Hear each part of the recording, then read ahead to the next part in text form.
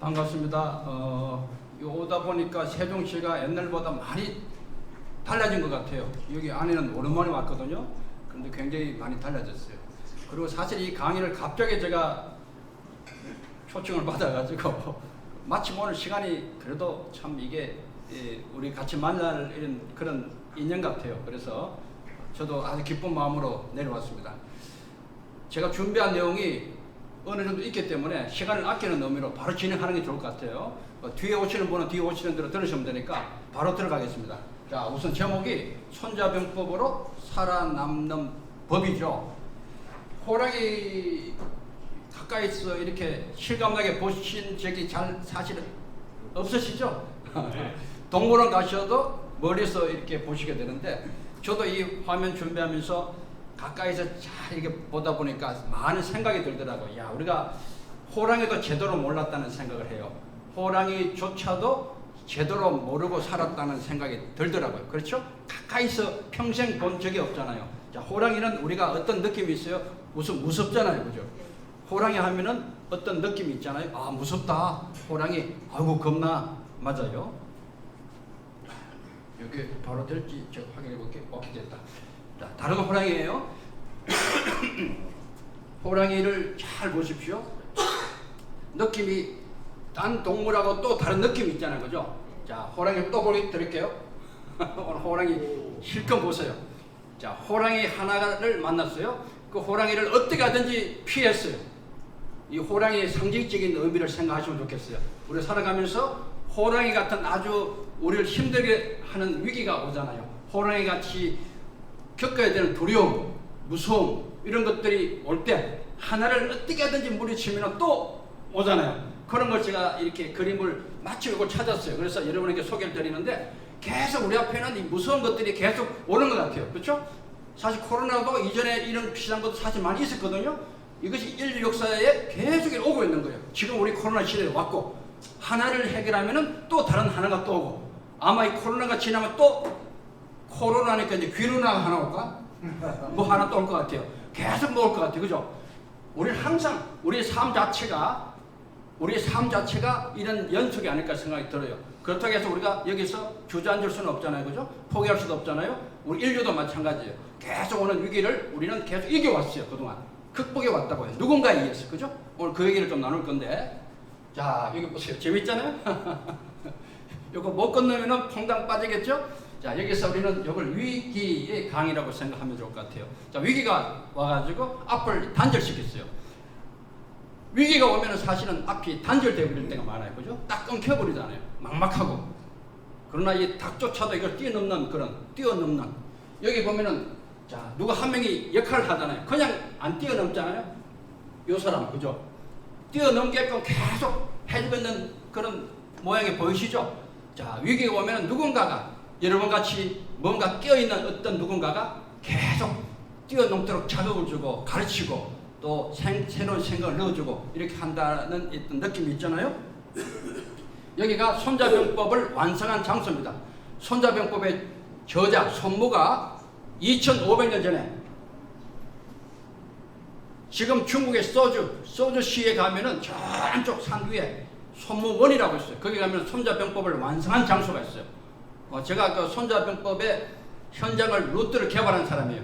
지금 코로나가 아니면은 같이 모시고 가면 좋겠는데, 정말 기가 막힌 손자병법의 그 현장을 저 위에 산동성 위로부터 해서 저 밑에 장수성까지 연결하는 그 선을 다 만들어 놨어요. 나중에 여건되면 가시면 좋겠고요. 자, 이것이 손자병법 진본이에요. 진본. 이것이 처음 보시는 분 계실 거예요. 손자병법은 1972년도에 임기현에서 발굴이 됐는데, 묘안에서 발굴된 것을 비크에 담아놨어요. 비크. 이게 상하면 안 되니까 비크에 담아서 원형 그대로입니다. 손자병법의 최초에 쓰여진 그 손자병법의 300년 후에 묘입니다. 이것이. 그러니까 거의 비슷하다 보면 돼요. 이것이 손자병법이다. 자, 그러면은 손자병법 하면은 여러분 가장 먼저 떠오르는 하나의 어귀가 있어요. 뭐예요? 죄송해요. 자꾸 이렇게 질문 드릴 수밖에 없는데 질문 드립니다. 지피지기? 아시는 교수님은 빼놓고 모르시는 분만 모르시는 답을 해주시면 좋겠는데, 지피지기 백전 백승이라 통상 그러잖아요. 그 말은 분명히 없다는 거 제가 말씀을 드립니다. 저는 이제 텔레비전에 가끔 나가다 보니까 이 작가들하고 친해요. 작가들. 그 작가들한테 제가 혼을 내줄 때 있어요. 당신들이 이 시나리오 극본을 잘못 써가지고 국민들이 잘못한다. 그런데 탤런트들이 어떻게 하느냐? 지피지기면 백전백승이다 이런 말을 자꾸 하잖아요, 그죠? 그러니까 지피지기 백전백승을 알고 있는데 그 말이 없다. 그건 뭐냐? 지피지기 백전 불패, 위태할 때 적을 알고 나를 알면 100번 싸워 위태하지 않다가 제3 모공편에 나오는 손자병법의 본래 요 글씨입니다. 요걸 잘 아시고, 자 그러면은 여기 중요한 것이 뭔가 하면은 안다는 게 안다는 거. 지피지기, 알지자 안다는 것에 대한 것을 제가 먼저 설명하고 또 진행을 할 거예요. 안다는 게 뭐냐? 자 우선 제가 질문 드립니다. 참고로 제가 질문 드릴 때 제가 원하는 답을 해주시는 분에게 뭐를 드리느냐? 아직까지 안 받으신 분이 계셔서 명함을 드릴게요. 명함 드리면 이것이 그냥 명함이 아니라 사실 뒤에 또 설명이 나와요. 어쨌든 답을 하시면 이 명함에 요 굉장히 좋은 것인데 이것을 가지고 어떻게 활용하게 되는가를 보여드릴게요. 우선은 질문 드립니다. 요 버섯하고 요 버섯하고 자 보세요. 제가 질문이 뭔가 하면 어느 버섯은 먹으면 안 돼. 어느 버섯은 먹을 수 있어. 지금 알지자를 지금 제가 설명하고 있어요. 안다는 것이 얼마나 중요한 것인가. 모르면 죽는 거예요. 자 답해 보세요. 둘 다 먹으면 안 된다. 일단은 요 받았어요. 일단 아까 받았으면 한 단 더 받으셔도 좋아요. 이거 많을수록 좋은 거 곧 설명드릴게요. 예. 둘 다 먹으면 안 된다. 또 예. 오른쪽 거는 먹으면 안 된다. 오른쪽 거 먹으면 안 된다.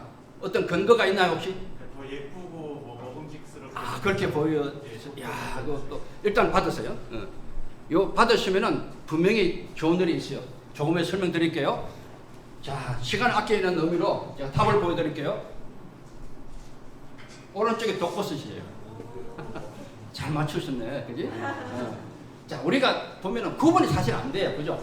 버섯 전문가가 아니면은 사실 구분이 안 돼. 그런데 사실 이런 게 있어요. 우리가 모르면은요, 죽을 때가 자칫 잡으면 죽을 수 있어요, 그죠? 모르면은 보세요.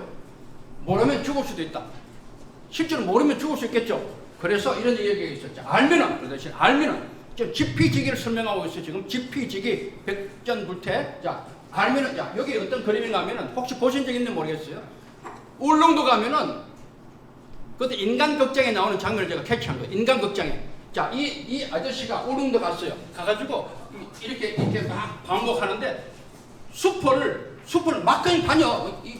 이게 반바지로 겁도 없이 그 숲을 막 다녀. 숲에 뭐가 있겠어 보통? 뱀이 있는데 막 다녀. 그래서 이제 PD가 물어봤어. 이렇게 막 다녀도 되느냐 하니까 이분이 했던 말이 참 걸작입니다. 울릉도에는 뱀이 없이요. 이 말이 뭔지 아시겠죠? 아니까 다니는 거예요. 아니까. 알면 어때요? 무섭지 않아요. 모르면 겁이 나는 거예요. 자, 그래서 보십시오. 두려움이 없습니다. 알면은 자, 여기 우리가 왜 죽음을 무서워해요? 죽음. 여기 죽고 싶은 분 혹시 계세요? 백신 다 안 맞으셨죠? 백신. 저 혼자 맞았나? 백신. 죽음은 다 두려워해요. 왜 그러냐 하면은 잘 모르기 때문에. 죽고 난 뒤 어찌 될지 잘 몰라요. 모르면 무서운 거예요. 그죠? 근데 이 사람은 알렉산더 박사인데 뇌신경학자로 유명한 분이에요. 의사고. 딱 혼수 상태로 떠가서 7일간 완전히 딱 끊겨버렸어요. 이 뇌과학자인데. 그리고 천국 갔다 왔어요. 그리고 그가 막 얘기를 하는 것이 이제 여러분 나중에 보세요. 유튜브에 나와요. 이 사람은 천국을 갔다 오니까 무섭지가 않은 거예요. 죽음이. 죽음 자체를 무서워하지 않아요. 이해되시나요? 무슨 말인가? 죽음조차도 모를 때는 무섭지만은 아니까 그것이 무서움의 대상이 아니더라는. 그러니까 안다는 게 중요한 거다. 이거 혹시 보신 적 있어요? 그림? 이건 뭘까요? 알면은 또 다른 또 차원에서 하나 있어요. 무섭지 않다는 거 하나 있고 또 알면은 여기 뭘까요? 잘 모르죠? 자, 제가 보여드릴게요. 잘 보셔야 돼요. 요겁니다. 자, 요거 이제 아시겠죠? 뭔가. 알면은 보이죠? 자, 보이죠? 아니까 보이죠? 보이죠? 자, 요 글씨를 잘 보시고 혹시 여러분 정말 죄송해요. 무시하는 게 아니고 잘 모릅니다. 이 글 어느 나라 글씨인지 잘 모르잖아요. 혹시 아시는 분 계시면 진짜 이건 뭐 엄청난 사건인데 뭐 거의 모르실 것 같아요. 이거 아시는 분 혹시 계세요? 혹시 이 글씨가 뭔지 모르면은 안 보여. 이게 참 보세요. 이게 아주 간단한 것 같지만 이 말에 참 나름대로 뼈가 있는 얘기예요. 우리가 모르잖아요. 지식재산 누구 알아요 이거? 몰라. 여기 와서 공부해서 알지 솔직히 몰랐잖아요. 평생 아니까 보이잖아요. 그죠? 이것도 마찬가지. 전혀 몰라요. 그런데 딱 글자 하나를 제가 보여드리면 다 알아. 거의 글씨가 크고 작고가 문제가 아니라는 거 아실 거예요. 글씨를 크게 썼다 해서 모르는 것이 보이고 이거 아니에요. 글씨가 작다고 해가지고 안 모르고 이거 안 보이고 이거 아니라니까요. 보세요. 자, 요거 보여요? 보이죠? 여기 무식하다는 뜻의 다른 나라 말들이에요. 다 무식한 사람들이에요. 자, 이해가 되시죠? 안다는 것은 굉장히 의미가 있다는 거예요. 지피지기의 의미, 지혜의 의미는 엄청난 것을 우리한테 보여주고 있어요. 이런 것을 알 때에 비로소 위태하지 않는 거예요. 삶 자체가. 이해되시죠? 우리가 뭘 하든지 알면은 보이고 알면은 두렵지 않아요. 그래서 자, 두려움이 없어지고 보이기 시작하고 그래서 도전할 수 있고 그렇잖아요. 도전. 그래서 우리는 공부를 하는 겁니다. 그렇잖아요. 왜 공부하느냐? 결국은 도전 때문에 하는 거예요. 도전. 우리가 열심히 공부하는 이유가 앞으로의 우리의 삶을 위해서 도전을 위해서 공부하는 거예요. 그죠? 보이고 두렵지 않으니까 도전할 수 있다는 거죠. 공부는 굉장히 중요합니다. 교육은 아무리 강조해도 지나치지 않아요. 자, 여기다 또 질문 드릴 건데 여러분 죄송해요. 여러분 지금 머리가 굉장히 복잡할 것 같은데 단순한 답을 제가 원합니다. 단순한 답, 복잡한 답을 하지 마십시오. 여기 뭐예요?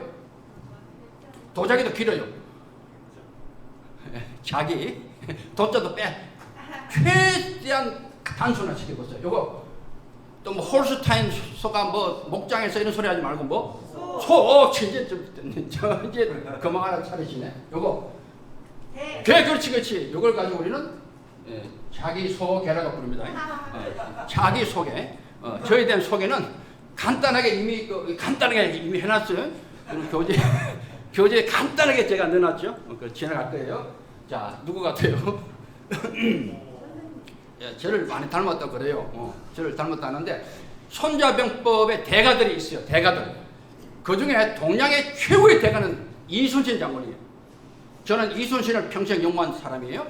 제 책 중에 40권 중에 10권이 이순신에 관계되는 것이고 명량영화를 제가 자문했고요. 평생 이순신에 관한 연구를 해왔어요. 이분은 정말 진짜 최고의 전략가입니다. 이순신. 저는 별도의 이순신 강의를 많이 하고 있어요. 그건 나중에 기회가 되면 제가 또 해드릴 것이고 우선 이순신은 손자병법의 최고의 대가다. 이분이 했던 손자병법의 핵심 하나를 딱 제가 뽑으면 바로 이거예요. 유명한 선성구전을 최고로 잘했던 장군이에요. 항상 이겨놓고 싸우는 사람이었어요. 항상 이겨놓고 싸웠다. 싸우기 전에 이길 수 있는 모든 걸 다 갖춰놓고 싸우러 간 거예요. 굉장히 쉬운 전쟁을 했어요. 이승이라고 그래요. 이승. 쉬운 전쟁. 정말 잘 싸우는 전략가는요, 딱 붙으면 쉽게 이깁니다. 이해돼요? 내가 모자라고 내가 준비가 안 되고 내가 가진 것이 적으면요, 붙으면 굉장히 힘들게 싸워요. 이게 난승이래요. 그러니까 이기면 난승이에요. 힘들게 이기는 거. 이거 범인들이 싸울 때 이렇게 해요.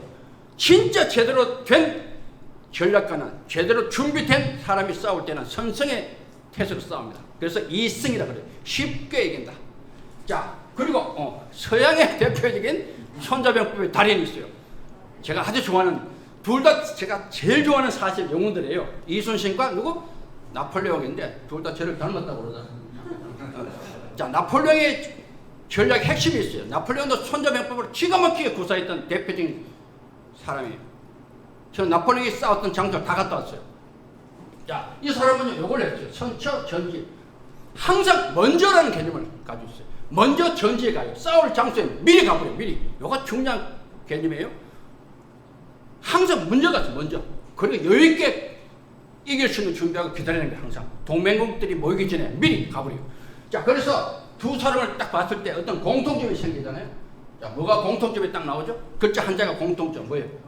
선. 이것이 승리의 비결이에요. 성공의 비결이 바로 여기서 나옵니다. 먼저라는 게 먼저. 그 시대를 뛰어넘는 사람들을 보면 항상 먼저 생각했던 사람들, 그죠? 그 시대에 살아갔던 사람보다 먼저 뭔가를 봤던 사람들이에요. 남들이 보지 않았던 것을 먼저 본 사람들, 그죠? 그리고 그 먼저 본 것으로 끝나지 않았어요. 먼저 행동까지 같이 갔던 사람들, 그죠? 생각과 행동이 먼저 갔던 사람들이 그 시대를 끌었어요. 우리 지식재산 이것이 그런 거 아닌가 싶기도 해요. 제가 보기에는, 그렇죠? 자, 여기 다 저를 닮았죠. 동서고금의 15명의 영웅들을 다 뽑았어요. 이야, 이거 여러분 사진 뽀샵 아니에요. 사진 합성이 아니고 다 입고 적었어요. 이걸 찍을 때 삼성 크레디오, 지금은 멀티 컴파스인가 이름 바뀌었죠. 그 삼성에서 제가 삼성 강의를 많이 하니까 그 삼성 그 당시 크레디오 대표님이 저를 초청해서 그 프로그램 만들 때 제가 그랬어요. 복장 다 갖고 오셔, 복장을. 그래가지고 난리 났죠. 방송국 가서 복장 빌려고 돈 주고 뭐 어떻게 하고 해가지고 15명의 영웅들 복장을 다 입고 찍어가지고 촬영한 것이 있어요. 그때 그 감독님이 저보고 이런 말씀 하셨어요. 야, 교수님은 어떻게 동양의 영웅들의 얼굴이 여기 속에 다 있고 또 서양의 영웅들의 얼굴도 한 얼굴에 다 있다고 얘기해요. 그렇게 보이나요? 별로 뭐. 자, 나폴레옹이 마지막 전쟁했던 데가 워털루 현장이에요. 워털루 전투. 굉장히 많은 교훈이 있고요. 또 제가 또 굉장히 좋아하는 한 영웅이 있어요. 한니발, 카르타고의 명장 한니발이 로마군을 7만 명을 위해서 섬을 지켰던 유명한 로마에서 오른쪽 쫙 변두리 내려가요. 해안 쪽으로. 이 깐다의 선멸전인데 이런 모든 전쟁의 현장을 제가 많이 다녔어요. 다니면서 많은 것을 배웠어요. 자, 그 중에 15명의 영웅들을 보면서 제가 딱 느꼈던 것, 결론적으로 요거 두 가지를 말씀드릴게요. 첫째는 변화에 대한 변화를 민감하게 읽었던 사람들이에요. 그 시대에. 지금 현 시대의 변화가 어떻게 될 것인가, 또 미래의 앞으로 어떻게 바뀔 것인가, 늘 세계 정세에 대한 것, 시간과 공간의 변화를 계속 읽었던 사람들이에요. 두 번째 제가 본 것이 뭐냐, 사람이에요, 사람. 자, 이들 영웅 옆에는 항상 괜찮은 사람들이 같이 있었어요. 절대로 혼자 영웅이 못 됩니다. 확실해요. 이순신도 수많은 사람들이 같이 도왔어요. 화약 만드는 이봉수부터 해가지고 판옥선 만들었던 정걸장군부터 해가지고 또 거북선 만들었던 나대용부터 해가지고 수많은 주변에 괜찮은 사람들이 같이 손잡고 나갔다는 거. 그럴 때 비로소 한 영웅이 탄생이 됩니다. 여러분 혼자 아무리 똑똑해도요, 혼자는 혼자예요. 같이 도우고 같이 손잡고 서로 연결융합이에요. 결국은 연결융합. 4차 산업혁명의 키워드는 딱 두 가지입니다. 연결융합이에요. 저 사람한테 내가 연결할 게 뭐냐, 저쪽 기술하고 내가 연결할 게 뭐냐, 계속 연결 찾아나가야 돼요. 그리고 융합시켜서 새로운 것이 나오는 거예요. 이 영웅들은 그것을 기가 막히게 했던 사람이, 변화와 사람이 결국은 이걸 잘 읽으면은 여러분도 다 영웅의 반열에 서실 수 있다. 그걸 말씀드리고 싶고요. 저는 조선일보에서 취재 나왔을 때 그 당시에 2013년도에 뭐 여기 보면 이렇게 나와 있죠. 손잡이는 1000번 읽으면 신의 경지다. 이때가 제가 한 10,000번 읽었을 때입니다. 10,000번. 지금은 솔직히 말해서 한 20만 번 통과하고 있어요. 거짓말 같죠? 나중에 비결을 가르쳐 드릴게요. 실제로 저는 제 침상 문에밭에 손잡이 어문을 다 붙여놓고 하루에도 10번씩 100번씩 읽고 있어요. 한 45년을 읽었어요. 그동안. 자, 여기서 이런 말이 있어요. 중국에는 손자, 천독, 달통, 신 이런 말이 있어요. 손자병법을 1000번 읽을 때 신의 경지가 통한다. 저는 뭐 택도 없어요. 10년 읽으니까 1000번 읽었는데요. 택도 없어요. 신의 경지라는 말을 함부로 사용해서는 안 돼요.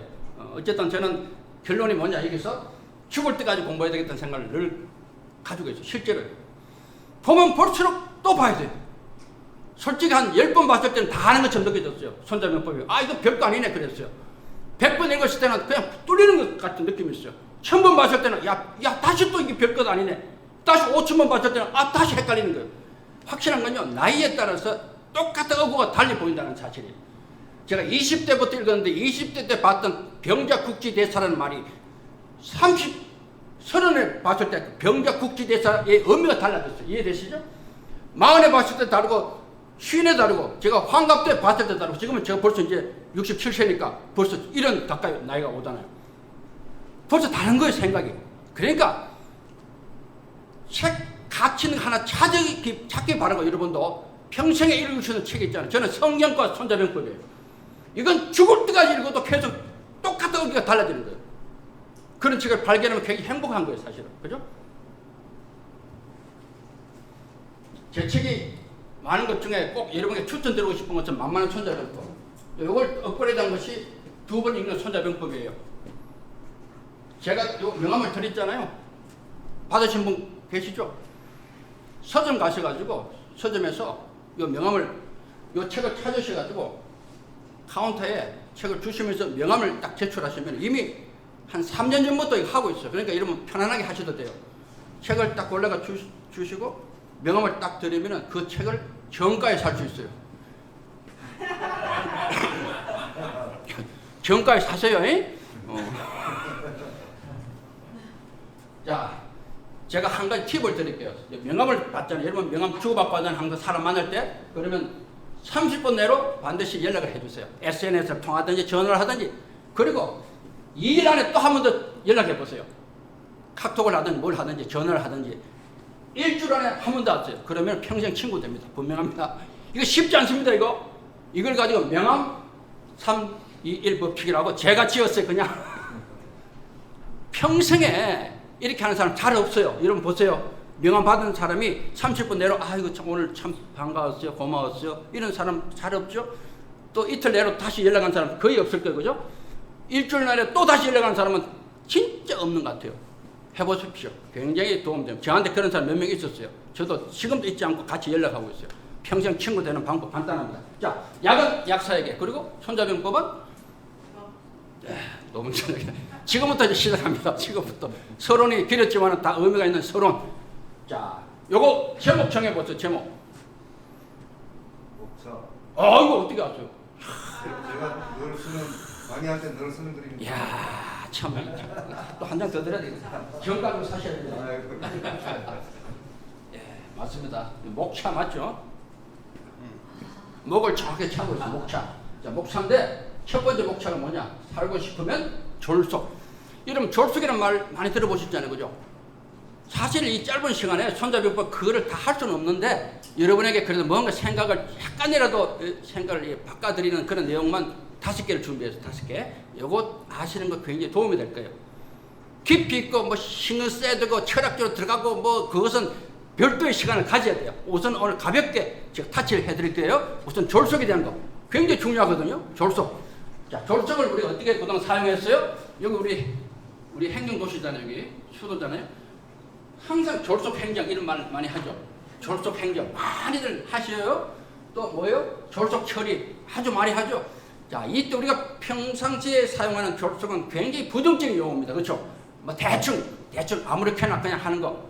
그것이 아닙니다. 졸속은 손자병법에서 시작한 용어입니다. 이것이 제2작전편에 나오는 용어인데요. 보십시오. 요거예요.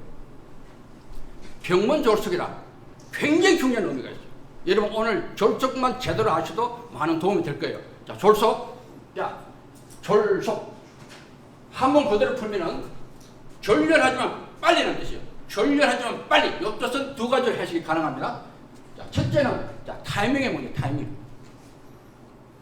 비록 졸렬하지만 빨리 결심을 하라. 자, 보십시오. 우리가 어떤 결심을 할 때가 있어요. 그죠? 소프트뱅크의 손정희가 마윈을 만났을 때 그 유명한 투자한 것 아시죠? 몇 분 만에 결심했어요? 딱 6분. 6분 만에 그 역사적인 결심을 해서 나중에 3,000배 이상의 수익을 남겼어요. 그죠? 딱 봤을 때 그 순간 결심할 때가 있다는 거예요. 자, 졸속의 첫 번째 의미는 비록 미흡할지 몰라도 졸렬할지 모르지만 빨리 결심할 때가 있다. 그거를 제가 예를 하나 들어드릴게요. 자, 요 영화 보셨나요 혹시? 자, 2번째 요거예요. 졸속의 2번째 의미가 또 중요해요. 멈춤에 대한 문제입니다. 멈춤. 자꾸 욕심이 생기다 보면 멈출 때를 놓친다는 거예요. 졸속은 비록 졸렬하지만 어느 순간에 욕심을 버리고 딱 멈출 수 있어야 된다. 그걸 말하고 있어요. 그 대충 아무렇게나 한 것이 졸속이 아니라는 거 제가 말씀드리잖아요. 그죠? 자, 이게 굉장히 어려워요. 사람이요, 잘못 나갈 때는 그냥 멈출 수 있어요. 제일 힘들 때가 잘 나갈 때입니다. 그죠? 주식도 마찬가지로 잘 나갈 때 멈춘다는 거 굉장히 어려워요. 이걸 잘 할 수 있어야 되거든요. 자, 그래서 이렇게 될 수 있고, 이 유명한 얘기를 한 가지 제가 들려드릴게요. 일본 요 있잖아요. 참 나쁜 놈들이에요. 일본에. 일본만 생각하면 야마도라요. 그냥 일본 요 일본이 우리 조선을 먹었잖아요. 그리고 욕심이 생기고 욕심이. 그래서 만주 사변을 일으킵니다. 만주 사변을 일으키고 보니까 또 이겼어요. 이기니까 욕심이 생겨요. 그죠? 이해되죠? 무슨 말인가? 이기니까 못 멈추는 거예요. 아, 이거 별것 아닌 해가지고 다시 또 중일 전쟁을 또 일으켜요. 노9.25 사건을 일으켜서 고의로 중일 전쟁을 일으켜. 그 거대한 중국이 또 져버리네. 이야, 일본 놈들이 이제 간이 이제 배밖에 나온 거예요. 그리고 야, 이거 되네 해가지고 계속 내려오는 거예요. 남방 자원지대, 보르네오, 필리핀 여기 엄청난 자원이 있어요. 여기를 싹 다 먹고 세계를 제패하겠다. 아, 그러다 보니까 딱 걸리는 나라가 하나 있어. 어디요? 미국. 이야, 요거 미국 요거 야, 이 간이 뻗죠, 그죠? 간이 뻗죠. 욕심이 자꾸 생기면요, 사람이 이 판단을 못해요. 욕심이 결국은 자기를 무너뜨립니다. 자, 어쨌든 미국을 상대하려고 어떻게 했어요? 이 나쁜 놈. 여기서 진주만 하와이 다 가보셨잖아요, 그죠? 하와이. 자,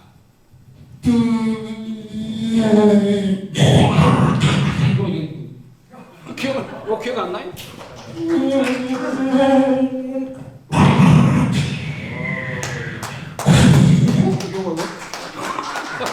별거 다 한다 하여튼. 자, 이렇게 가지고 진주만에 난리 난 거요. 미국이 가만히 있어요. 미국이 요 에놀라 K 자기 어머니 이름을 따서 비행기 이름을 지었고 이 티베트 대령이 원자 폭탄을 싣고 이놈 씩 해가지고 갔잖아요. 일본으로. 여기 가는 거예요. 요거 두 개. 첫째 하나 싣고 갔어요. 가가지고 여러분 기억날 거예요. 히로시마에 떨어진 원자 폭탄 그 당시 여러분 기억 좀 나요 안 나요 지금? 우리 교수님은 났을 것 같아. 자, 여러분 그 당시 떨어진 거 상기하면서 한번 보실까요? 오랜만에.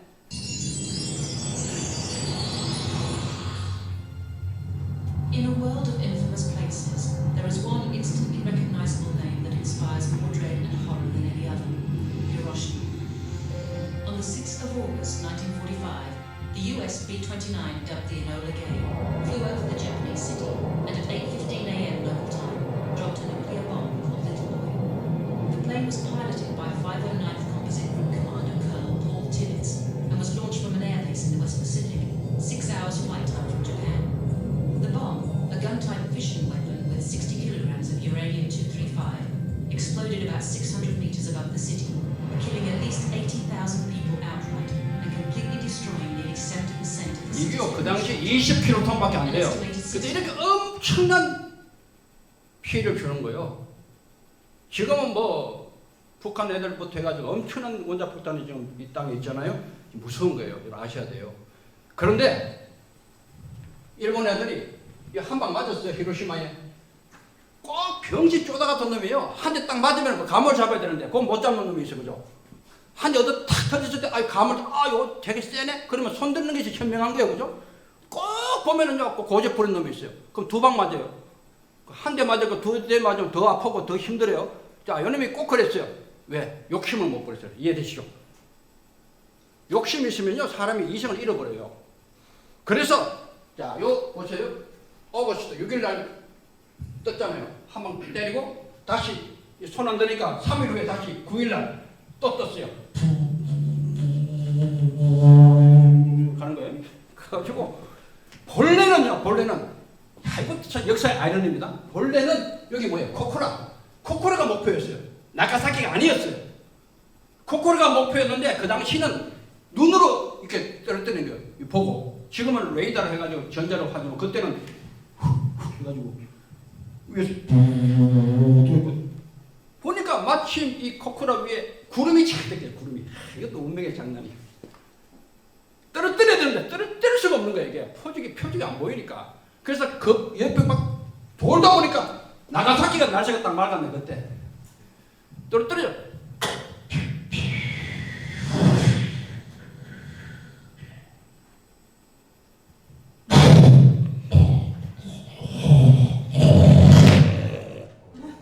갔다 이거. 어쨌든 그래가지고 나가사키가 이제 끝난 거예요. 나중에 얘기하지만은 이런 보세요. 이게 운명의 장난이에요. 아이러니가 이거 역사 아이러니 이런 게 많아요. 고코라에 있었던 사람 나중에 알고 이야 이게 축자기도 죽어버렸잖아요. 그죠? 그 살았잖아. 그 나가사키에 있는 사람도 얘 우리가 무슨 전생에 죄를 졌다고 그냥 졸지에 자기들이 얻어 터졌잖아요. 그죠? 이런 게 또 있는 거예요. 인생을 살다 보면은. 그죠? 어쨌든 이래가지고 이런 일본 놈들이 할수 손을 드는 거야. 항복! 무조건. 그리고 유명한 미조리오 메카드 앞에서 항복 서명을 하잖아요. 이때 중요한 말 해요. 요게 오늘 핵심인데 요겁니다. 군부에서는 아주 회의하면서 이런 말이에요. 진작에 졸속을 제대로 알았더라면 이런 말이에요. 일본이 우리보다 손자병법을 먼저 공부했어요. 일본 군부가 손자병법을 아주 공부를 많이 했어요. 그런데 졸속의 진정한 의미를 잃어버렸어요. 욕심에 대한 문제, 그죠?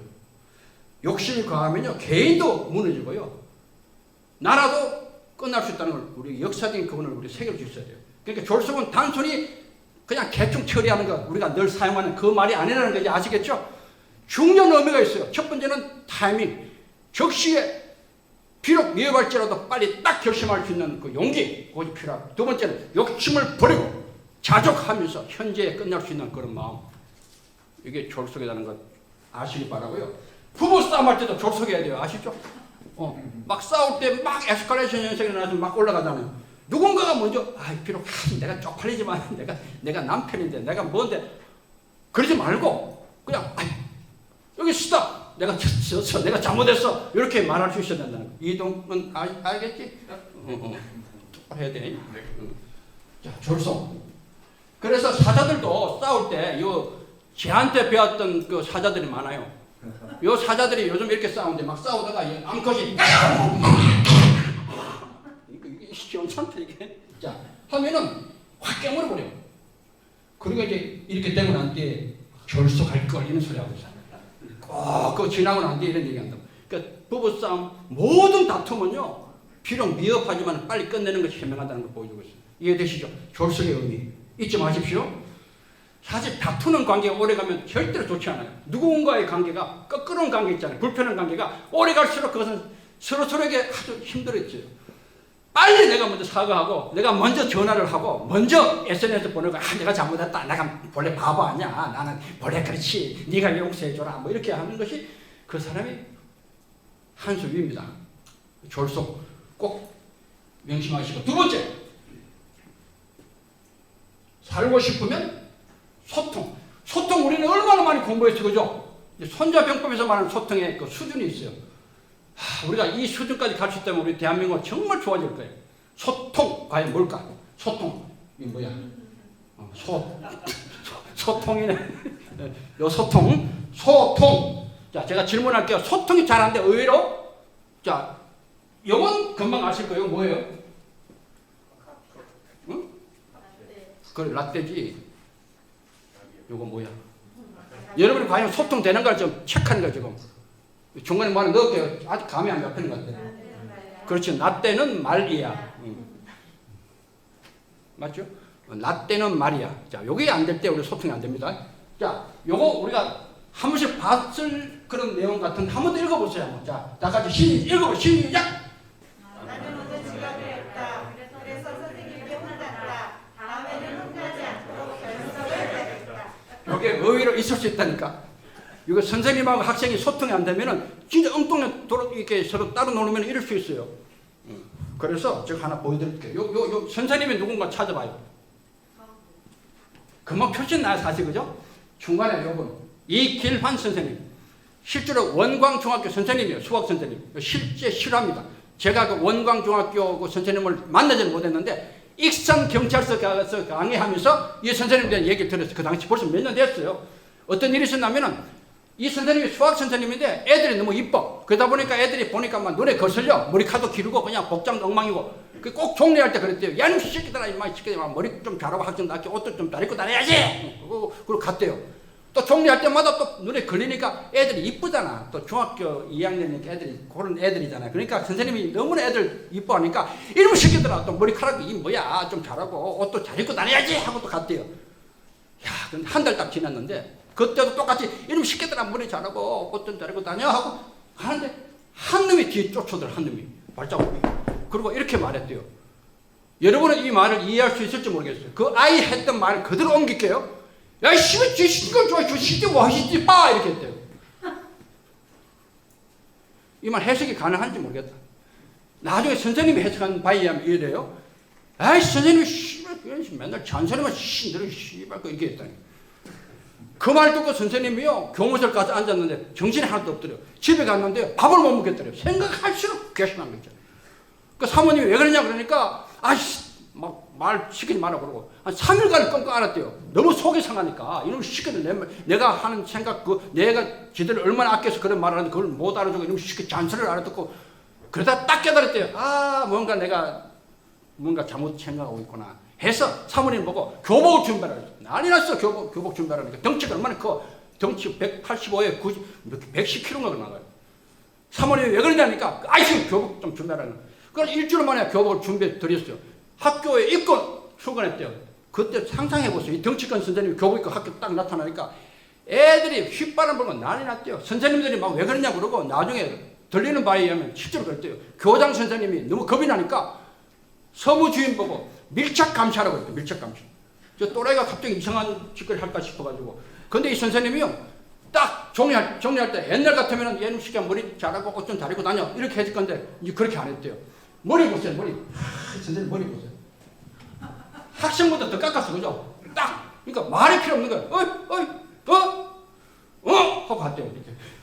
말을 안 하고 복장 보세요. 옆에 딱 메고. 그리고 다음날 또 정리할 때 또 하고 갔대요.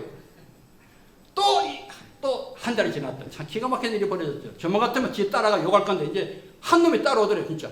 그 다리를 잡더래요. 감이 있잖아요. 그 껴안고 가서 교무실에 딱 앉히자마자 이놈이 선생님 보면 막 와락 앙치면서 선생님! 막 우는 거예요. 그 선생님이 그래 무슨 일이지 얘기해라 하니까 사실은요 우리 엄마 아빠가 이혼하려고 그런다고. 그 아이의 그 어렵고 힘든 얘기를 선생님 앞에 다한대 쏟아놓는 거예요. 그 다음날 정리하는데 세 놈이 쫓아서 세 놈이.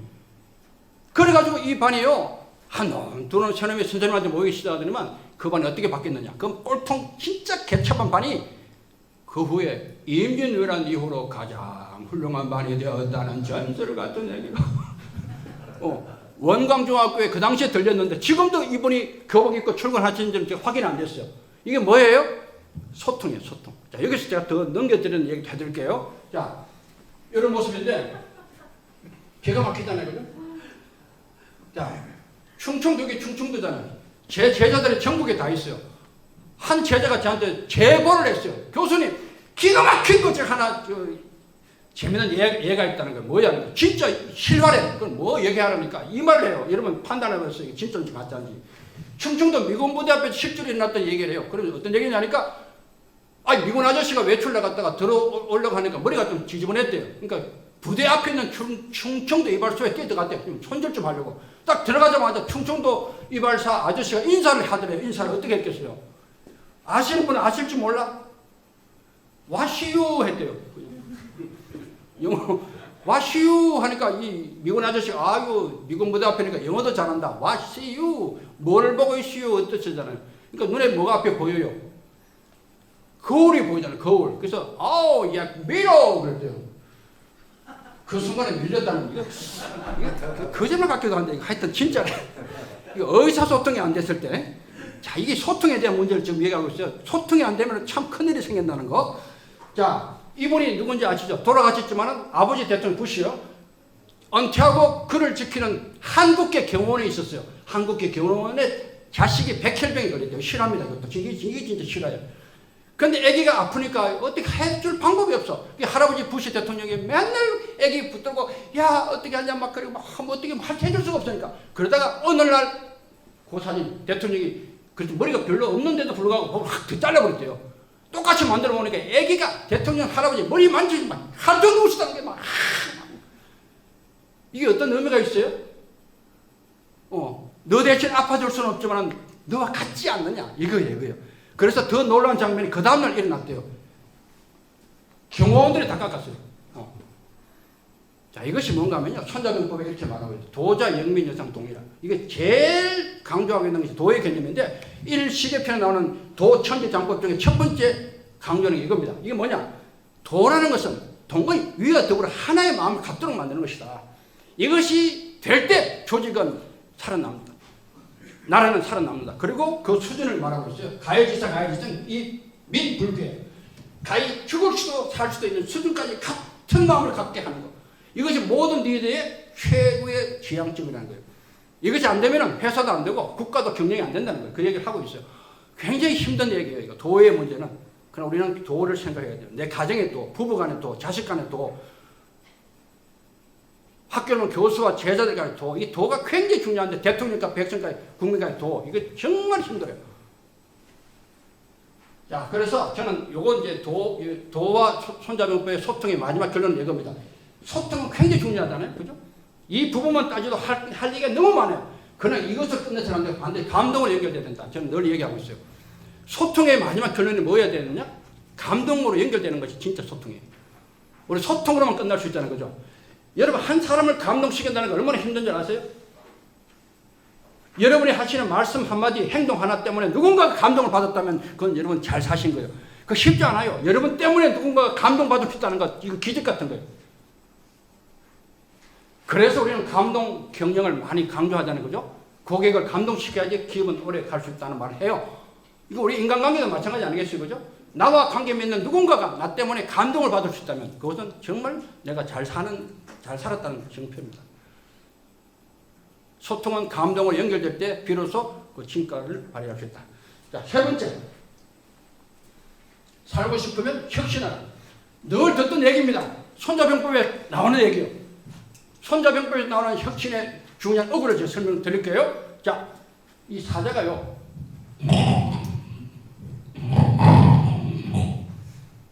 여러분, 가까이 사자를 본 적은 또 없죠, 그죠? 지금 여러분 최고 가까이 사자의 울음소리를 듣는 거예요.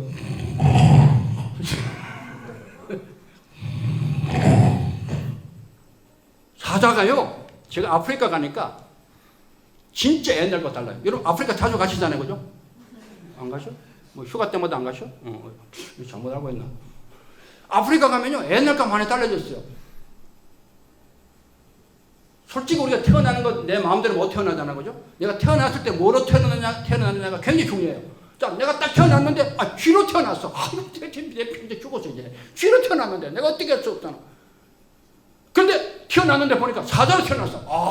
이거 괜찮죠, 그죠?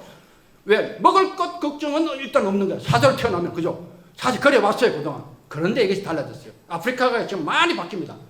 실제로 많이 바뀌었어요. 자, 사자도 이제는 굶어 죽는 사자가 생겼습니다. 책도 나왔어요. 사자도 굶어 죽는다, 실제로. 그래서 사자도 옛날 같지 않다 해가지고 어떤 일을 벌였느냐. 이제 말도 안 되는 얘기를 해요. 그동안 안 했던 회의를 한대, 회의를. 이놈 새끼들이. 아침 9시에 임원들 다 집합시켜가지고 딱 집합해가지고 회의를 하는 거예요. 그리고 사자 대가리가, 야, 이 자식들아, 오늘은 뭔가 우리가 살아남을 방도 한 가지 얘기해봐라. 그런데요. 그러면 전부 다 노트 꺼내가지고 막 적는 척 하는 거예요. 막 적는 척. 뭐 나올 게 없으니까 뻔하니까. 계속 넘기고 별도 그리고 달도 그리고 갖다 또 넘기고, 야, 이 자식아 그만 적고 또 탁 덮어놓고 또 가만히 있는 거예요. 딴 지금 할 수 있는 방법이 없으니까 사자들도 뭐 해요 지금 뭐 너무 어려우니까 위기니까. 그런데요, 갑자기 어떤 한 놈이 뻘뻘 나가더래요. 한 10시쯤 되고, 원래 회의하면 4시간 정도 하거든요. 별로 할 일 없는 데는 회의를 엄청 오래 해요. 한 놈이 쭉쭉 나가더니만 1시간쯤 있다가 딱 나타났어요. 말도 안 되지만 보세요. 머리를 파마했어요. 그래가지고 저 외딴 나무 밑에 떡 앉아있는 거예요. 그리고 거기 까딱까딱. 이야, 그런데 딴 동물들이 지금 사자가 안 하던 회의를 하니까 촉각을 세우고 전부 다 딱 숨어서 보고 있는 거예요. 왜? 사자들이 한 회의 결과에 따라 자기들 생사가 달려있잖아요. 그죠? 딱 그 카메라 꺼내가지고 원격 촬영하고 뭐 어떤 소리 하는가 보고 딱 있는데, 갑자기 한 또라이가 나타나가지고 떡 머리 파매가지고 끄떡끄떡하고 있거든. 그러니까 참 저거 아주 또라이네. 우리가 죽을지언정 저 가까이 가보자. 자기들 이렇게 꺼내가지고 사진 이거 있잖아, 찍는 거 이거 하려고 가까이 갔어요. 바짝바짝 가니까 가도 이놈이 또 이렇게 하고 있는 거예요. 최대한 가까이 찍으려고 딱 붙어가지고 찍는데 이놈이 가만히 있겠어요? 잡아먹었다는. 죄송해요. 말도 안 되는 얘기했어요. 제가 해놓고도 참 이상하네. 하여튼 이게 뭐냐, 손자병법의 유명한 말로 표현합니다. 전승불복 응용무공이야. 이 말이 뭐냐, 전쟁에서 이겼던 방법 있잖아요. 과거에 성공했던 그 방법은 절대로 두 번 돌아오지 않는다. 형을 바꾸라. 응형, 무공. 언제까지? 무공하도록 끝까지 끝없이 바꿔야 살아남는다는 말을 2500년 전에 손재가 갈파했습니다. 굉장히 그 당시는 파격적인 얘기예요. 그 당시에 춘추시대는 이런 얘기를 할 수가 없는 시대였어요. 틀에 박힌 대로 그냥 감정적으로 즉흥적으로 늘 하던 대로 해왔던 그 당시 전쟁이었어요. 근데 그 당시 손자라는 사람이 이런 생각을 다 한 거예요. 제가 깨달은 것이 참 많아요. 야, 참 어느 시대건 그런 아주 그 아이디어맨 있잖아요. 전혀 그 시대에 물들지 않는 전혀 새로운 발상으로 나가는 사람이 있었다는 거예요.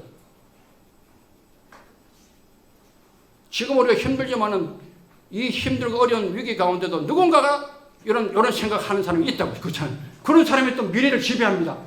지금 우리 아이들이 그럴 수도 있어. 우리 아이들한테 이런 전성불복의 개념을 심어줄 필요가 있다는 거예요. 그죠? 기존에 어른들이 했던 건 답답하지만 그대로 따라가면 너도 똑같이 어른들처럼 살다 죽는다. 그러지 말고 전성불복이라 응용무공이라 이거 가르칠 필요가 있어요. 그래서 저는 어린이 손자병부터 하려고 좀 준비하고 있어요. 아이들. 생각을 바꿔줄 필요 있어요. 전성불복 응용무공 꼭 명심하기 바랍니다. 혁신의 신호탄. 여러분 혹시 그 스키를 좀 타보셨어요? 죄송하지만 스키 참고로 알고 계세요? 산 위에 눈을 깔아가지고 이렇게 내려오는 걸 스키라 부릅니다. 우리나라도 스키가 있다니 가끔 어디 가면 있어. 요 덕평 스키장인데 제가 LG 인하원에 강연을 갔다가 세상에 스키장 가면 참고로 알고 계세요. 모르면 좀 이렇게 격이 떨어지니까 스키를 갖고 오지 않는 사람을 위해서 스키를 대여해주는 샵들이 쭉 있다는 거 알고 계셔야 돼요. 거기 가니까 진짜 이게 있어요. 말도 안 돼. 이놈의 스키가 있어. 그거 보면서 야, 저 사단이 저 또라이네. 아이 그런 거 가는데 옆에 보니까 저입니다. 저놈의 스키도 보여. 나가다 보니까 이 세상에 미친 스키도 있고 그 수백 개 샵 중에 이것이 눈에 확 꽂히는 게 있잖아요. 아 이것이 혁신이구나. 별거 아니지만 이게 혁신입니다. 그렇죠? 별거 아니지만 혁신이 거창한 거 아니에요, 솔직히. 그죠? 자, 어느 교회에서 실제로 일어났던 얘기입니다. 아이, 목사님이 설교를 얼마나 성스럽게 열심히 잘 하시는지 다 자, 그냥. 다 자. 그 사모님이 제일 곤혹스러운 거야. 아이, 이놈 목사님이 말씀은 엄청 좋은데 왜 교인들이 다 자. 이런 교회가 많이 있죠. 세종시에도 있을 것 같아요. 자, 그런, 참고로 제 아들이 목사입니다. 자, 그런데 어느 날 갑자기 보니까 세상에 이 잠을 자던 이 교회들이 잠을 안 자고 눈 똑바로 뜨고 정신없이 목사님을 보고 있는 거야. 목사님이 막 얼마나 신나겠어요. 우리 예수님이 되까지 기운받고 예수님이 되까지 기운받고 시작했을 때까지 시작하고 기분 좋게 딱 내려왔어. 사모님 보고 여보 오늘 설교 괜찮았죠? 그러니까 자랑하려고 했어. 원래 가족한테 칭찬받는 것만큼 어려운 거 없어요. 아시죠? 가족한테 칭찬받으면 그거 성공한 거야. 그 삶이. 그게 잘한데 저도 제 아내가 저한테 칭찬 주다네. 안 데리고 다녀 그랬어. 어쨌든 간에 사모님은 자랑한다고 여보 오늘 내가 설교 괜찮았지? 하니까 사모님이 그러면서 어떤 얘기 했느냐. 다시 교회 다시 가봅시다. 교회들 다 갔고 이제 아무도 없고 텅 빈 교회 다시 들어갔어요. 야 세상에요. 시계를 뒤에 안 붙이고 앞에 붙이라고 그랬어. 목사님 뒤부터 몰랐어. 교인들은 저 시계만 보는 거야, 시계만. 저 언제 끝나나. 이해가 됩니까? 시계 위치를 바꿈으로 모든 게 바뀌었다는 거. 별거 아닌 것 같지만 이것이 혁신이라는 거. 이해되시죠? 우리가 혁신하면요, 거창한 거, 지구를 바꿔버리겠다 이런 사람이 가끔 나타나요. 그죠? 세상을 바꾸겠다 이런 사람이 미친 인간들이 가끔 있다니까요. 그럴 필요 없어요. 우선 간단한 거 살짝 바꾸는 것부터 연습해야 돼요. 얼마든지 할 수 있다는 거 보이고요. 아 죄송해요. 제 사진 저는 원래 이 사진을 노출하는 거 별로 안 좋아해요. 저는 이 사진 2002년도에 최전방 22세다 저 동네 끝에 제가 연대장을 할 때입니다. 2002년도 월드컵 일어났을 때 월드컵 그때요. 제가 제 방에 딱 가면 아침에 출근하자마자 지도를 확 돌아놓은 거예요. 항상. 그리고 거꾸로 봐요. 지도를. 왜 그럴까요? 저는 북한을 지켜야 되는 최전방 지휘관이었어요. 그러면 늘 우리는 내 눈으로 봐요. 항상. 그죠? 내 시각으로 늘 봐요. 늘 보던 그 시각으로. 이걸 제가 뒤집어 놓은 거예요. 북한 놈의 입장에서 거꾸로 보는 거 항상. 이해되시죠? 북한 놈 대장의 눈에는 과연 우리를 어떻게 볼 것이냐. 어디로 취약한 것을 볼 것인가. 계속 저는 연구해요. 실제로. 그런 시각으로 해왔어요. 이걸 하는 혁신의 한 출발이 아닐까 보는 거예요. 그죠? 늘 보던 것에서 살짝 뒤집어 놓는 거예요. 그래서 다음에 제가 집필하는 책 제목이 있어요. 제가 지금 집필하고 있어요. 뒤집어 보는 손잡이법이에요. 특이하죠? 지금의 기존의 손잡이법 해석을 완전 반대로 뒤집어 보는 해석을 처음 시도하고 있어요. 이것도 어쩌면 세계 최초의 시도일지 몰라요. 그런 거예요. 그런 거. 이것이 전성불복의 개념. 이해되시죠? 꼬마리 사실 그렇게 나온 거예요. 꼬마리도. 보이잖아요. 꿈이. 우리 아이들, 어르신도 꿈이 필요한데 꿈이 안 보여요. 있다고 하지만 잊어버려. 안 보이니까 잊어버려. 그걸 발상을 바꾼 거예요. 아, 안 보여? 왜 꿈이 안 보여? 안 보여? 반대로. 그럼 보이게 하면 되지. 보이게 하면 되지. 이해되죠? 꿈이 안 보이니까 자꾸 잊어버리고 없다 그러고 보이게 하면 되지. 전문시간 다 받으셨죠? 다 나는 주셨죠? 받았죠? 여기에 이 안에 꿈을 집어 써서 넣는 거잖아요. 늘 보고 만지잖아요. 이런 개념. 꿈을 보고 만지는 거예요. 그 행동하는 거예요. 25개 나라가 나가죠. 레바논, 아프리카 다 나가 있어요. 러시아, 중국, 몽골. 수많은 사람들이 새로운 꿈으로 다시 지금 일어서고 있어요. 만져지니까, 꿈이 보이니까. 이게 엄청난 차이가, 뇌과학적으로 이게 굉장한 것이 있을 수 있어요. 이런 발상이에요, 발상. 그죠? 세상에 없던 것이 나왔잖아요. 세상에 없던 겁니다. 그렇죠? 꿈을 만지게 한다는 개념. 이것이 전성불복의 개념입니다. 히딩크 우리 감독님이 이걸 가지고 북한에 들어갔어요. 드립 필드. 시각장애인을 위한 필드를 만들었어요. 그때 저한테 연락 와서 꿈을 한 박스를 달라고 갖고 들어갔었어요. 이런 것들을 많이 했고요. 결국은 이겁니다. 전성불복의 마지막 퀴결점은 이겁니다. 미래를 여는 마스터 키가 있어요. 두 가지입니다. 뭐예요? 질문하는 ask. 이 꼬마의 뒷면에 ask가 있잖아요. 계속 질문하는 거예요. 우리 삶에 대한 질문. 내가 왜 사는가? 내 삶의 가치는 뭔가? 내 삶의 의미가 뭐냐? 이 나에 대한 질문을 계속 해야 되고요. 또 세상에 대한 질문이 왜 지금 저리 붙어 있느냐? 왜 저 칠판에 네모인가? 왜 시계가 동그라냐? 항상 질문하는 거죠. 나와 세상에 대한 질문을 끝없이 할 수 있어야 돼요. 그리고 상상력이에요. 이게 꿈이거든요. 저는 그런 얘기 많이 해요. AI, 인공지능이 아무리 발달되고 앞으로 어떤 기술이 나오더라도 절대로 할 수 없는 한 가지가 있다. 꿈을 꾸는 것. 꿈꾸는 건 못한다 저는 늘 얘기합니다. 인간만이 꿈을 꿀 수 있고 역으로 말하면 꿈을 꾸지 못하는 인간은 그것은 정말 안 되는 거예요. 그래서 우리 아이부터 꿈을 가지게 해야 돼요. 아이부터. 우리 아이부터 정말 미래를 향한 멋진 꿈을 가지도록 우리가 어른들이 해줘야 돼요. 할 일이 많아요. 그죠? 요거 나중에 한 번씩 가보세요. 우리나라 최초, 세계 최초의 꼬말 카페가 있고 우리 교수님이 마셨다고 그러시는데 꼬말 카페에 꼬말 뭐가 라떼, 꼬말 라떼가 있어. 되게 이쁜 커피가 있어요. 그것도 마시기 바랍니다. 이 장소 꼭 방문하십시오. 안 머니까. 주소는 제가 안 가르쳐 드릴게요. 비밀이니까. 주소는 제가 숨겨 놓을게요. 자, 네 번째. 제가 일부러 지금 진도 맞추려고 좀 말이 빨라요. 양해하셔야 돼요. 딱 시간 늦기 전에 맞추려고 제가 노력하고 있는 중이에요. 2개만 하면 끝나요. 2개. 자, 살고 싶으면 돌아가라. 돌아가라. 자, 이 말의 의미는 뭐냐? 우직지가 제가 그림 많합니다. 저는 그림을 제법 좀 그려요. 엄청 빨리 그림을 그려요. 제 책 중에 그림을 그려서 나온 책들이 많이 있어요. 자, 여기 우직지게라는 개념이 나오는데 우직지게 들어보셨죠? 우직지게. 돌아갈 우, 직행. 돌아감으로 직행을 삼는 계략입니다. 여기에는 두 가지 뜻이 있어요. 첫째는 이호위직, 두 번째는 이환위리. 두 가지를 합쳐서 우직지계라 부릅니다. 그 유명한 우직지계를 지금도 풀어 들어갑니다. 첫 번째, 돌아감으로 그것이 빨리 가는 걸로 삼는다. 돌아가는 것이 오히려 빠르다. 그 얘기를 하고 있어요.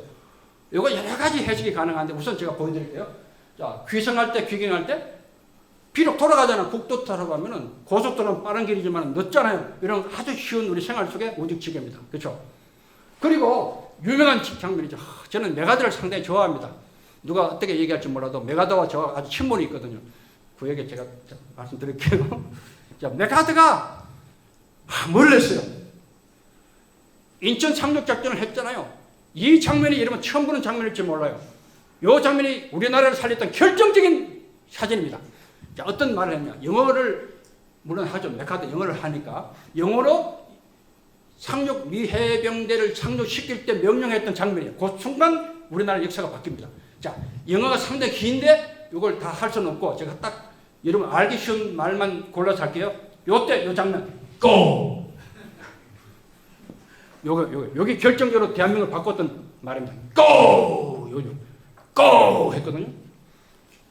본래는요, 낙동강을 중심으로, 본래 보통 장군이라면 병력이 지원이 되면요, 낙동강 여기 북한군하고 쫙 깔려있고 국군이 깔려있고 하잖아요, 이렇게. 그러면 여기에 더 붙여요, 보통, 그죠?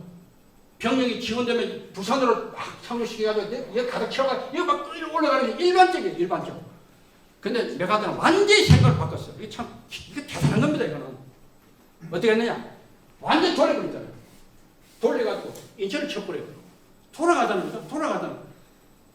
이 인천 상륙작전을 우직지계의 가장 대표적인 사례로 전사가는 꼽고 있어요. 이해되죠? 세상의 수많은 전쟁 역사 가운데 인천 상륙작전이야말로 우직지계를 대표하는 가장 최고의 사례다. 이렇게 말하고 있어요. 실제로 맞아요? 제가요, 미국에 있을 때 그 지휘 참모대학이라고 그 캔사스에 있어요. 전 세계 90개 고급 장교들, 나라의 고급 장교들 와서 공부하는 곳이에요. 제가 여기 3년을 가르치는데, 제가 우리 교환 교수를 같이 사진 찍었는데, 그때 저도 몰랐는데, 교환 교수들이 사진 찍을 때 항상 제일 가운데는 가장 잘생긴 사람을 넣는다고 그러더라고요. 저는 몰랐어요. 제가 알아요. 뭐 잘 모르죠. 어떤 제가 이거 찍혔는데, 요때 저는 몰랐어요. 이게 제가 살던 저택입니다. 한국 대표이기 때문에 제 집이 있고, 일본 집이 있고, 스웨덴 집이 있고, 캐나다 집이 있고, 쭉 있어요. 쭉 있는데, 이거 제가 살던 집인데, 자, 여기인데, 제가 이거 가자마자 한 이틀 지나니까, 노란 버스하고 뭐 파란 버스가 오더니만 사람들이 막 내려요. 우리 집 앞으로 오는 거예요. 깜짝 놀랐어요. 이 사람들이 대한민국에서 온, 크루에서 온 노병천들을 아는구나. 이놈의 인기, 뭐 이렇게 생각했겠죠, 제가. 그런데 집 앞까지 오다가 갑자기 확 방향을 틀더니만 옆집으로 가더라고요, 옆집으로. 뭐냐면은, 요 옆집, 요 집. 우리 집이 여기 있고, 요 옆집이 메카드가 데이비드가 살았던 집이에요. 실제 데이비드가 살았던 집이에요. 그러니까 관광 명소요. 차 타고 와가지고 우리 집 앞에 차를 세우고 우리 집 앞에 쭉 왔다가 옆으로 다 빠지는 거예요. 아이, 세상에. 어쨌든, 저는 메가드와 개인적인 그 친분이 있었다는 걸 제가 보여드리는 거예요. 나중에 메가드가 파이어 되잖아요. 그 의회에서 마지막 연설할 때 꼭 이 친구 어리가 있으니까 제 이름을 처음에 얘기했대요. 뭐라고 얘기했어요? All soldiers never die. They just fade away. 노병천은 결코 죽지 않는다. 다만 사라질 뿐이다. 이 얘기했대 처음에는. 그러다가 너무 이상하니까 살짝 말을 고쳤어요. 천을 빼버렸어요. 노병은 요 말 했다는 그 전설적인 얘기. 자, 제가 요 얘기 좀 심각하게 좀 할게요. 5.18 얼마 전에 지나갔잖아요. 여러분 제가 이 얘기는 목적이 하나 있어요. 사람이 살다 보면요, 직접 부딪혀야 될 때도 있어요. 그럴 때 있다니까. 무조건 돌아가서 좋은 것이 아니라 가끔은 직접 부딪혀야 될 때가 있어요. 그러나 대체로 부딪히는 것은 좋지 않아요. 우리가 부딪히는 것 좋아하는 사람 가끔 있잖아요. 분명히 그 사람 나중에 후회하게 됩니다. 가장 현명한 삶의 방법은 돌아가는 거예요. 실제 피해가는 거. 이것만큼 좋은 게 없어요. 5.18 때 저는요, 육군 중위였어요. 소대장을 했어요. 자, 이 얘기 잠깐 나눌게요. 저는 저 밑에 강진 아시죠? 강진에서 소대장을 하고 있는데 육군 중위를 달고 있었어요. 육사 나오고 졸업하자마자 다음 해에 5.18이 일어났어요. 그때 지금 생각하니까 참 너무 이게 참 마음이 아프지만 그때는 그런 거 없었죠. 그 당시로 돌아가야 돼 지금 그죠? 그때 아무도 몰랐을 때 광주 교도소가 그 당시 피탈됐다가 막 소문나가 난리 나고요. 또 장흥 교도소가 있죠. 우리 부대 옆에. 여기도 이제 들어온다고 소문이 막 나가 난리 났어요. 그래서 이런 트럭에 가득 태운 사람들이 총을 다 들고 장흥 교도소를 해방시키러 온다는 그런 정보가 들어온 거예요. 그래서 제가 급하게 명령을 받았어요. 빨리 출동해서 오는 사람을 막아라! 돌려보내라! 그랬어요. 광주 교도소 난리 나죠. 또 옆에 장흥 교도소 이쪽에 해남 교도소도 지금 난리 났어요. 그런 상황이니까 얼마나 그 당시 긴박했어요. 그 당시로는. 제가 부하를 키우고 가는데요. 이 사람들은 거의 이런 모습이에요. 그 사진을 못 찍었는데 이런 모습인데 우리 띠를 하고 총을 두고 와요. 우리 부하들 급히 집어치기니까 25명이 탑니다. 뒤에 가득 채우면 무장 다 하고. 그걸 갔어요. 막으러 갔는데 자 나올 때 대대 제를 어디 찍었더라고. 그때 제 모습이에요. 부대 나올 때 모습이에요. 나오는데 자 강제로 장흥 가는 길목을 막아야 돼요. 저는 너무 마음이 급하니까 3가지 기도를 했어요. 첫 번째 제가 리더기 때문에 당연한 기도입니다. 우리 부하 살려달라고 그랬어요. 그때는 막 소문이 너무 안 좋았고 실제로 총을 쏘고 그랬어요. 그러니까 제가 책임져야 되잖아요. 그러니까 우리 부하 좀 살려줘. 하나님 우리 부하 숨을 따주면 살려달라고 기도를 했어요. 그리고 또 두 번째 기도가 뭔가 하면 저들도 살려달라고 했어요. 그들 신분을 몰라. 그때는 하여튼 그런 엄청난 사람들로 생각했지만은 그럼에도 불구하고 그들의 생명도 중요하잖아요. 그들의 생명도 살려달라고 기도했어요. 세 번째 기도는 제가 받은 명령 무사히 돌려보내도록 기도했어요. 세 가지 기도. 사실 배치되는 기도예요. 배치되는 기도. 이때 저는 이런 생각이 들어요. 만약에 길이 하나인데 우리 부하 다 내려서 딱 총 들고 무장하고 있고 그들이 딱 총 들고 딱 들어왔을 때 직접 부딪히면 다 죽을 수 있어요. 그렇죠? 50명이 그 한 골짜기에서 피바다가 될 수 있어요. 저는 그것이 딱 들어왔어요. 심각한 고민했어요. 다 죽겠구나. 그때 여러분도 아마 그랬을 거예요. 저는 딴 거 아니에요. 딱 한 가지 생각이 떠올랐어요. 부딪히면 죽는다. 정면 충돌하면 다 죽는다. 방법 한 가지다. 내 혼자 죽겠다. 그것도 그랬어요. 그때는 그랬죠. 내 혼자 죽겠다. 그 내렸어요. 내려가지고 어떻게 했느냐. 우직지게를 나름대로 제가 깊이 생각했는데, 요런, 나중에 강진경찰서에 제가 초청받아 가서 강의하고 현장 갔어요. 지금은 흙길인데 그 당시에는 지금은 도로가 돼 있어가지고 길이 헷갈려요. 대략 이런 모습이었어요. 흙길인데 이런 모습이었는데 부하들 다 집어치웠어요. 그리고 이런 말 했어요. 너희들 내 말 잘 들어. 여기 같이 부딪히면 다 죽는다. 다 죽을 수 있다. 실제로. 직접 부딪히지 말자. 그 대신에 내가 설득해 보겠다 했어요. 너희들은 양쪽 언덕으로 올라가라. 애들이 말을 안 그래요. 왜? 소대장 죽으면 안 되니까. 제가 사정사정해서 시간은 없죠. 급하죠.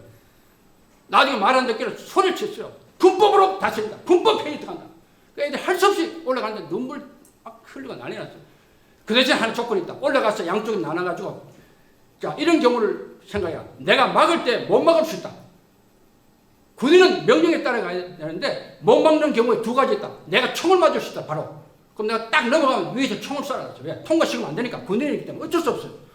두 번째, 나를 총을 안 쏘더라도 나를 차로 확 그냥 지나갈 수 있다. 내가 딱 치면서 넘어갈 때 위에서 총을 쏴라. 통과시키면 안 된다. 그 명령하고 올려보냈어요. 그리고 제가 섰는데요. 보십시오. 양쪽 올려보내고 제가 밑에 여기 섰어요. 이렇게.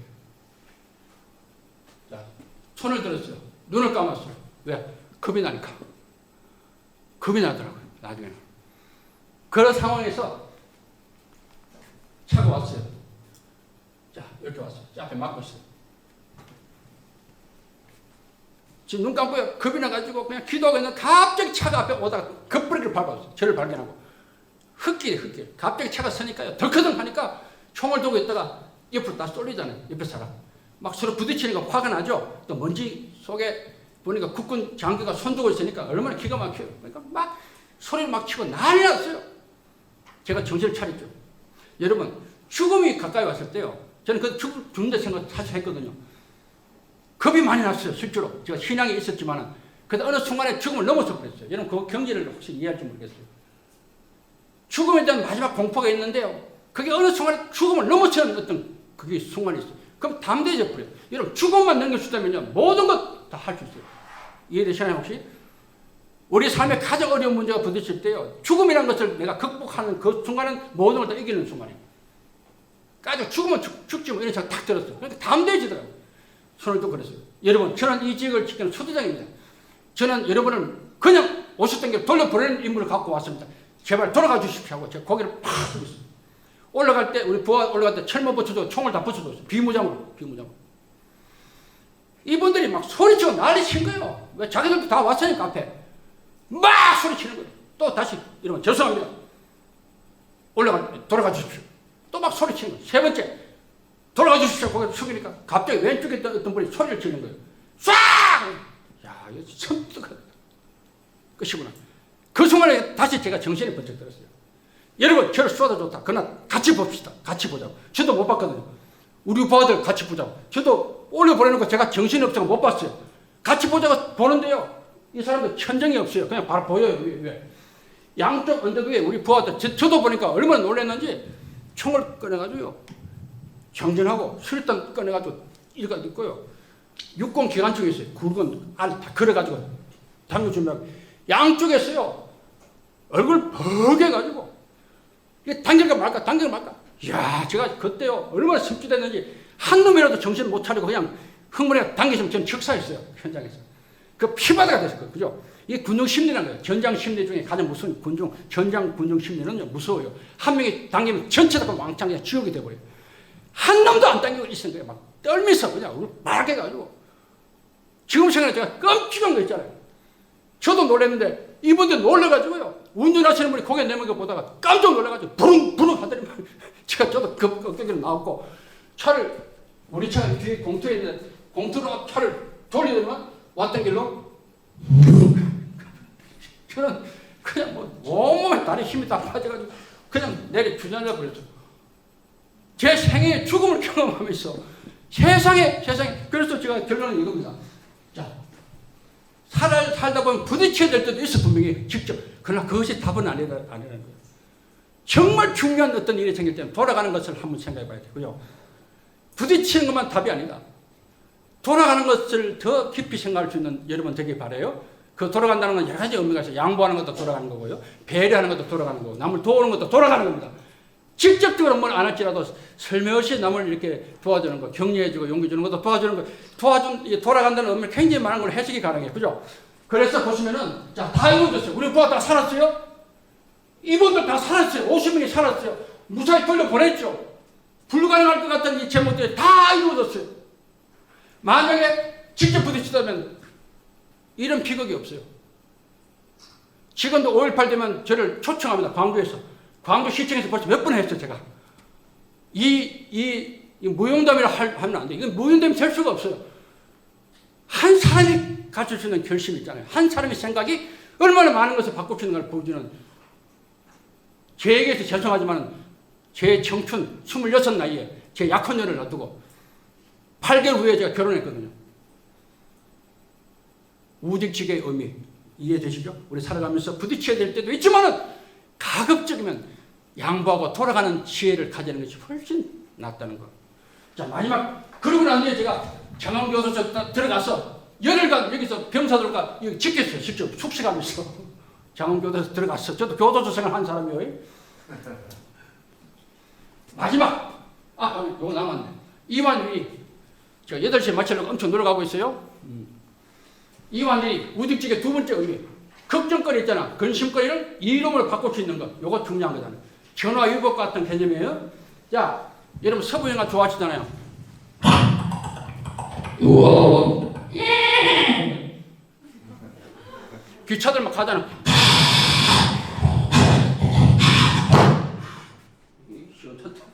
자, 이런 거 장면 많이 나오잖아요. 자, 여기 어디냐? 이런 것도 많이 나오잖아요. ready. 죽네. 이런 거. 자, 이런 거. 자, 이 캘리포니아입니다. 그 당시 금강이 막 발굴려 난리나. 이런 갔다 오셨잖아요. 금강. 안 갔다 왔어요, 그때. 금강 갈 때, 이때 어떤 한 청년이 돈을 많이 벌었어요. 텐트를 만들어가지고, 검은 텐트. 어느 날 어떻게 된 거지? 이 청년이 깜빡해가지고 검은 텐트를 안 하고 푸른 텐트를 만들어버렸네. 아니, 망했네, 이제. 얼마나 많은 거 만들어 놨겠어. 아기 쫄딱 망했는데 보통 사람 같으면 다 갔어. 그냥 에이씨 망했다. 한번 잘못하면 엄청난 손해이기 때문에. 근데 이 청년은 생각을 바꾼 거예요. 유명한 얘기죠? 다시 들었어요. 그래도 자, 청바지를 만들었잖아요. 그죠? 이왕 만드는 그 텐트를 쪼개가지고 청바지를 만들었어요. 그 유명한 레바이 스트라우스가 탄생된 배경이죠. 레바이스. 그죠? 자, 여기서 우리는 어떤 교훈을 받을 수 있느냐? 이완윌이다. 그죠? 어차피 우리 살다 보면 좋지 않는 것 당할 때 있어요. 걱정거리를 만날 때 있어요. 그것을 어떻게 우리가 현명하게 그걸 유리한 것으로 바꿀 수 있느냐가 우리의 숙제입니다. 그래서 연결과 융합은 중요한 거예요. 연결. 자, 여기서 어떻게 연결할 것인가? 저 청바지를 연결해보자. 그렇잖아요. 4차 산업혁명 별거 아니에요. 연결과 융합이 키워드입니다. 그렇죠? 저 사람 갖고 있는 기술, 저 사람 갖고 있는 기술, 이를 연결하는 거예요. 그 융합을 시켜버려. 그럼 새로운 게 나와. 저 사람 내하고 친해보자. 내하고 연결해보자. 또 그 사람 통해 내가 또 뭔가 나올 수 있어. 항상 연결과 융합을 잊지 마십시오. 그러면 이환위리가 가능하죠. 그죠? 이환위리는 연결과 융합일 때 다 나올 수 있어요. 지금 내게 있는 것. 딴 거 없어요. 지금 내게 있는 것. 없는 것을 보지 말고 있는 것을 보라. 자, 마지막! 시간 맞추려고 제가 엄청 들어가고 있어요. 참. 말이 빨라도 잘 알아들으시네. 좋아요. 마지막 가장 중요할지 몰라요. 서로 돕는 거. 자, 손자병법에서 말하는 서로 돕는다는 의미 깊이 깨달으면 좋겠는데요. 자, 싸움이 참 많아요. 지금 우리 경쟁 사회다 보니까 그냥 막 헐떡거 그냥 막 물어뜯고 그냥 서로 비방하고 그냥 끌어내리고 이런 것이 우리 삶이잖아. 정치판은 말도 안 되고 이거 도대체 희망이 없는 나라에 살고 있지 않는가 생각도 들어요. 손자가 말하는 이 사상은 굉장히 중요한 사상이에요. 2500년 전에 이 사상이 있다는 것은 정말 놀라운 사상이에요. 어떻게 그 당시 춘추시대 140개 제후들이 약육강식 서로 막 집어삼키고 헐떡고 잡아 죽이고 하는 그 세상에도 불구하고 한 청년이, 손자라는 청년이 그래 살지 마라. 비록 우리가 춘추에 서로 칼키고 집어삼키는 이 살벌한 세상에 살지만은 이것만 놓치지 말자 한 것이 요겁니다. 뭘까요? 자, 우리가 잘 아는 백전백승이 여기서 나옵니다. 지피지기 백전백승이 아니고 여기서 나와요. 백전백승, 비선제선제. 100번 싸워서 100번 다 이기는 것만이 가장 좋은 것은 아니다. 잘 생각해야 돼요. 100번 우리가 성공했어. 100번 싸워 이겼어 다. 그것만이 최고인가? 그것이 가장 좋은 것이 아니다. 그런 과정에서 피해가 엄청 온다는 피해. 잘 보여요. 잘 들어보셔야 돼요. 내가 이겼다. 한 번 더 이겼다. 또 싸워서 이겼다. 성공했다. 그 과정에서 엄청난 피해를 갖고 온다는 게 파라는 개념. 파 깨진다. 파는 좋지 않다는 얘기하고 있어요. 그래서 제가 중앙선대위에 6개월 동안 전면 연재를 한 적이 있어요. 이때 제일 먼저 제가 얘기했던 것이 요거예요. 부전성을 얘기했어요. 부전성. 손자병법의 가장 중요한 핵심 사상이잖아요. 부전성은 다 알고 계시잖아요. 우리 잘못 알고 있는 것이 부전성이에요. 그냥 여행이 운 좋게 올라가는 건 부전성이다. 조기 축구할 때 잘 뽑으면 올라가잖아요. 부전성이다. 그게 아니에요. 부전성은 운 좋게 올라가는 것이 아니에요. 부전성은 굉장한 깊은 의미가 있어요. 엄청난 파워가 나한테 있어야 돼요. 내가 힘이 있고 영향력이 엄청날 때 내 말을 상대가 듣는 것도 부전성이에요. 이해돼요? 내가 실력이 있어요. 내가 지식이 엄청나. 지식이 엄청나면 나 말을 듣잖아요. 상대방. 그죠? 내한테 가져갈 것이 있으니까. 내가 영향력이 있는 사람 되면 쉽게 모든 걸 해나갈 수 있어요. 이게 부전성의 의미예요. 절대 요행이 그냥 떡볶이 자리에 올라가는 게 아니라는 거 아셔야 돼요? 자, 여기서 어떤 말이 나오느냐? 백전백승 비선지선자야.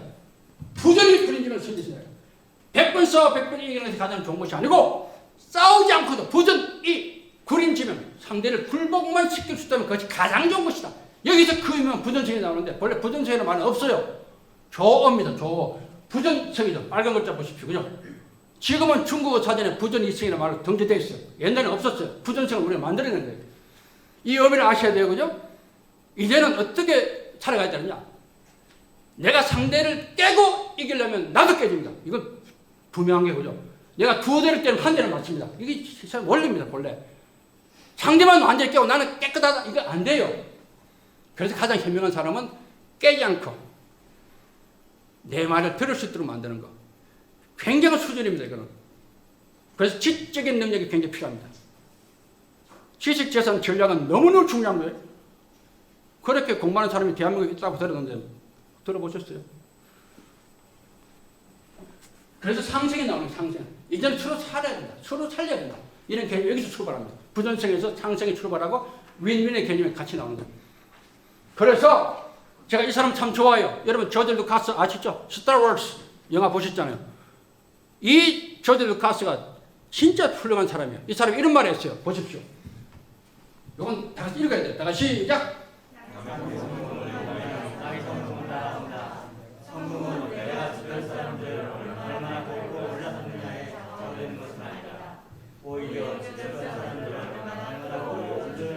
정말 좋은 말 했어요. 실제로 조지 루카스는요, 자기의 전 재산을 다 팔았어요. 영화사를 다 팔아버렸어. 팔고 교육 기부를 다 했어요. 말로만 하는 것이 아니라 진짜로 다 실천하는 사람이에요. 그래서 제가 참 존경합니다. 말이 그렇게 쉽지 않습니다. 자, 제가 사슴을 눈여겨본 적이 있는데요. 사슴한테 배울 게 많아요. 뭐냐? 자, 사슴은요, 보십시오. 사슴은 먹이를 발견하면 어떻게 한다고요? 무리를 끌어옵니다. 인간들은 먹이를 발견하면 어떻게 해요? 지만 처먹으라고 난리지. 그래요, 안 그래요? 대체로, 여러분 빼고. 사슴은 자기의 동료를 끌어옵니다. 저는 사슴한테 많은 걸 진짜 부끄러움을 느낄 때가 있어요. 우리는 사슴보다 못하지 않나 생각할 때가 있어요. 자, 그래서 이런 장면이 나오잖아요. 조그만 파이나 또 서로 그냥 많이 얻어먹으려고 막 씹어, 옆에 있는 뒤통수 때려가면서 그냥 뺏어 먹고 이렇게 하잖아요. 우리가 늘 보던 얘기잖아요. 어떻게 해야 돼요? 파이를 크게 해야죠. 그죠? 같이 도와서 이제는 같이 상생하자, 같이 윈윈하자, 부전성으로 나가자. 내 머리 당신하고 같이 연결하자. 그래서 융합해보자. 내 지식 당신하고 지식하고 연결해보자. 같이 융합해보자. 우리 아이들, 우리 어른들 융합해보자. 얼마든지 할 수 있잖아요. 그죠? 파이를 크게 하라. 자, 지금 펭귄 보면 참 이뻐요. 이 어려운 시대를 지날 때 그 눈 덮이고 빙하 속에 펭귄은 어떻게 스스로를 서로 도우면서 생존하는 거 아시죠? 진짜 펭귄들 참 이뻐요. 감사한 거예요. 그렇게 따뜻하게 해서 살아남습니다. 근데 펭귄도 펭귄 나름이에요. 꼭 이런 펭귄이 아니라 이런 펭귄이 있어요. 이 나쁜 펭귄 꼭 다리 그런 놈이 있어. 하이 잘 나가면은 도와줘야지. 다리 그런 놈들이 또 보면 이런 놈도 있어. 꼭 뒤통수 치는 놈이 있어. 인간보다 나쁜 놈이 또 있어 가끔. 자, 그러면 어떻게 되나? 결국은 같이 죽는다. 같이 죽는다. 같이 죽는다. 자, 졸속 이해하시죠? 졸속, 소통, 혁신, 돌아가라, 들어오라. 보다 깊은 얘기, 더 체계적이고 놀라운 얘기는 이제 곧 우리가 만들어질 꼬말 카페입니다. 오른쪽에 이 건물을 이용해서 이제 손자병부 칼리지를 지금 준비 중에 있어요. 전 세계 유일한 모든 걸 담아요. 손자병부 모든 전 세계 책을 다 전시하고요. 주간을 다 전시하고요. 손자에 관한 모든 걸 준비해요. 관광 명소가 될 겁니다. 그리고 손자 관계되는 프로그램, 현재, 미래까지 연결하는 모든 걸 연결하는 그런 교육 프로그램을 준비 중에 있어요. 같이 응원해 주시면 좋겠고요. 이거 보시면 이제 심장에 뛰죠? 안 뛰면 병원 빨리 가셔야 되고, 자, 이거를 앞으로 운영하게 될 참 심각하다. 아이고, 참. 심각해. 뭐, 심각해. 자, 오늘 제가 시간을 딱 맞췄어요. 말이 빨랐는 거 어쩔 수 없어요. 여러분 뵙게 되는 건 너무 감사하고, 또 다음 기회에 같이 만날 수 있는 기회가 분명히 있을 겁니다. 함께 하시죠. 감사합니다. 마칩니다.